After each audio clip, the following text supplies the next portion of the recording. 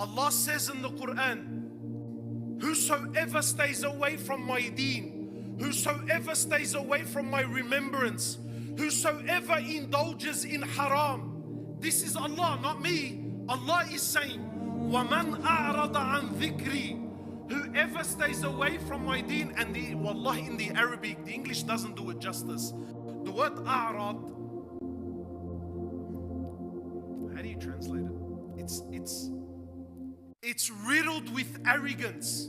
You know, it's like you're presented with something, a'rad. It's like he shunned it, he rejected, he shunned, he rejected, and he was too good for it. Brother, come to Jum'ah prayer. Come on, man, who wants to do that? Brother, come to this talk, come to the masjid, come to do good, come to do halal, come. وَمَنْ أَعْرَض, يعني it was presented to him. The opportunity was there for you, but you thought that you knew better.